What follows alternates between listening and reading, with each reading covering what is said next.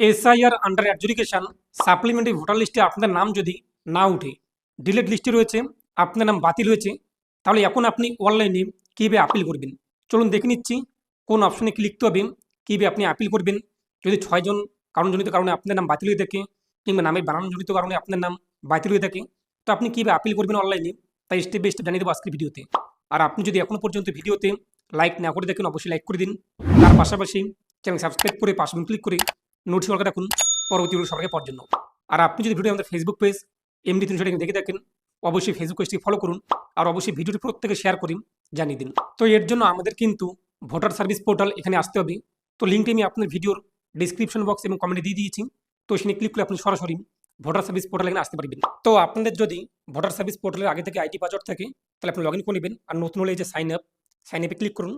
পরবর্তী পেজে আপনি আপনার মোবাইল নাম্বার বসিয়ে দিন। তারপর নিচে দেখতেই পাচ্ছেন ক্যাপচার কোড যা শো হয়েছে তা উল্লেখ করে দিন। ইমেল আইডি অপশনাল রয়েছে, বসাতে পারেন অথবা ফাঁকা রাখতে পারেন। তারপর কন্টিনিউ এখানে আপনি ক্লিক করুন। পরবর্তী পেজে আপনি আপনার নাম বসিয়ে দিন, ফার্স্ট নেম, এরপর মিডল নেম একসঙ্গে এবং লাস্ট নেমে আপনার পদবি উল্লেখ করে দিন। এরপর দেখতেই পাচ্ছেন সেন্ড ওটিপি, এখানে আপনি ক্লিক করুন। আপনার মোবাইলে ওটিপি আসবে, যে মোবাইল নামটা আপনি উল্লেখ করেছেন সেই ওটিপি ভেরিফাই করতে আপনার আইডি তৈরি হয়ে যাবে। এরপরে যে লগ ইনে আপনি ক্লিক করুন। তো আপনি যে মোবাইল নাম্বার দিয়ে রেজিস্ট্রেশন করেছেন সেই মোবাইল নাম্বার বসিয়ে দিন। তারপর নিচে দেখতেই পাচ্ছেন ক্যাপচার কোড যা শো হয়েছে তা উল্লেখ করে দিন। তারপর রিকোয়েস্ট ওটিপি এখানে ক্লিক করুন। আপনার মোবাইলে ওটিপি আসবে, ওটিপি আপনি বসিয়ে দিন। তারপর ভেরিফাই এবং লগ ইন এখানে আপনি ক্লিক করুন। তো দেখতেই পাচ্ছেন ড্যাশবোর্ড, যেখানে বিভিন্ন অপশন রয়েছে। তো আপনি যে সার্ভিসের মধ্যে কিন্তু বিভিন্ন অপশন রয়েছে। নিচে রয়েছে submit appeal for individual under education, এখানে আপনি ক্লিক করুন। পরবর্তী পেজে যে ব্যক্তির নাম সাপ্লিমেন্টারি লিস্ট থেকে বাতিল হয়েছে, এক কথায় নাম উঠেনি, তার ভোটার কার্ড নাম্বার বসিয়ে দিন। তারপর সার্চ, এই সার্চে আপনি ক্লিক করুন। তো সার্চ করতে নিচে কিন্তু সেই ব্যক্তির নাম চলে আসবে। আরেকটি বিষয় আপনি লক্ষ্য করবেন, যদি আপনি অন্য কারো আইডি দিয়ে এখানে লগ ইন করে অ্যাপিল করতে চান, তাহলে যে ভোটার কার্ড নাম্বার দেখতেই পাচ্ছেন, যার এক কথা আগে থেকে আইডি রয়েছে সেই ব্যক্তির ভোটার কার্ড নাম্বার শো হচ্ছে। এই যে ভোটার, যারা আমরা আপিল করবো তার ভোটার কার্ড নাম্বার এটা কিন্তু না। তো আপনি এটা এখান থেকে পরিবর্তন করে দেবেন। যদি মোবাইল নাম্বার পরিবর্তন করতে চান, মোবাইল নাম্বারটি আপনি চেঞ্জ করে ওটিপি ভেরিফাই করে নেবেন।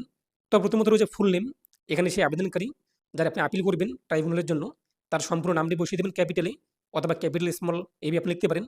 তারপর নিচে ফুল অ্যাড্রেস উইথ পিনকোড, এখানে সেই ব্যক্তির সম্পূর্ণ address, village, post, police station, district, ward, pincode যা যা রয়েছে, স্টেট সমস্ত আপনি এখানে উল্লেখ করে দেবেন।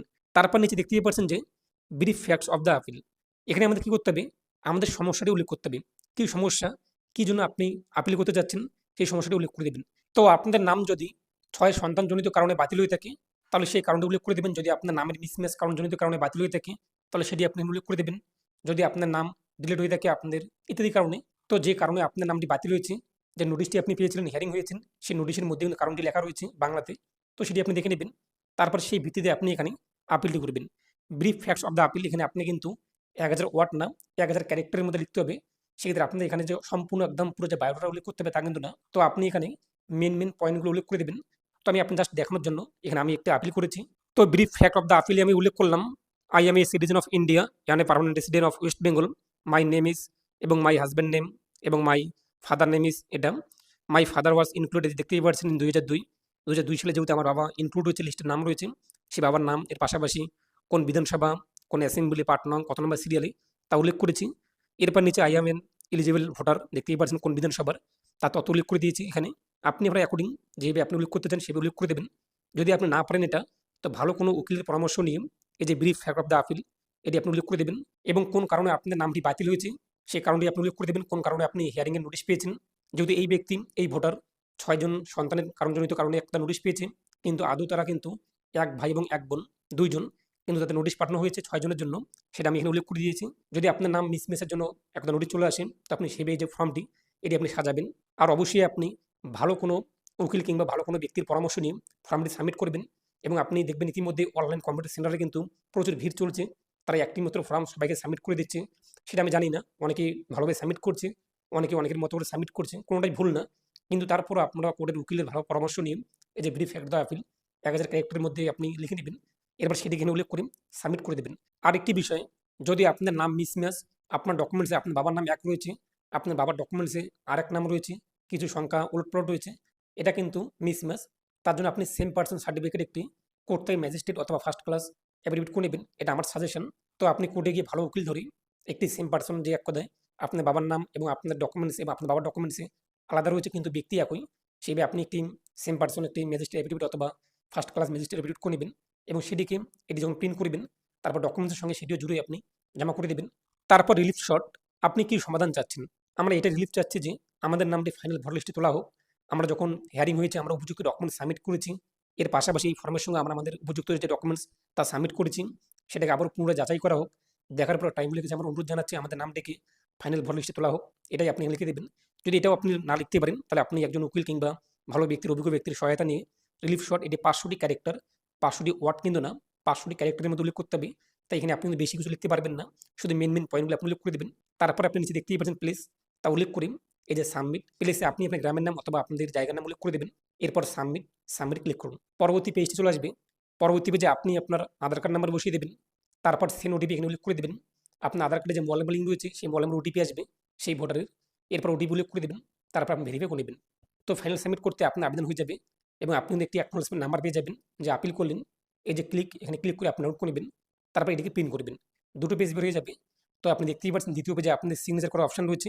এখানে আপনি আপনার সিগনেচার করে দেবেন। তার পাশাপাশি আপনি যে আপিল করলেন সেই আপিল নাম্বারটি পেয়ে যাবেন এবং আপনি এটি প্রিন্ট করে যা ডকুমেন্টস আপনাদের রয়েছে, তো আপনি সেই সমস্ত ডকুমেন্টস একসঙ্গে করে আপনি আপনার নিকটবর্তী বিডিও অফিস অথবা এসডিও অফিস অথবা ডিএম অফিস যেখানে জমা নিচ্ছে সেখানে আপনি জমা করে দেবেন। তো আপনাদের বুথে যেদিন সাপ্লিমেন্টারি আন্ডার এডুকেশন লিস্ট প্রকাশিত হয়েছে সেই দিন থেকে শুরু করে 15 দিনের মধ্যে আপনাদের কিন্তু সাবমিট করতে হবে, নয়তো আপনার নাম ভোটার লিস্টে বাতিল হয়ে যাবে যে আপনি আপনাদের নাম তুলতে চাচ্ছেন না। তাই অবশ্যই আপনি 15 দিনের মধ্যে আপিল করবেন, অনলাইন অথবা অফলাইন আপনি যেটি চাচ্ছেন সেই হিসেবে আপনি বিডিও অফিস অথবা এসডিও অফিস অথবা ডিএম অফিসে যোগাযোগ করবেন যে তারা অনলাইন জমা নিচ্ছে নাকি অফলাইনে এক কথায় দরখাস্ত লিখে জমা নিচ্ছে।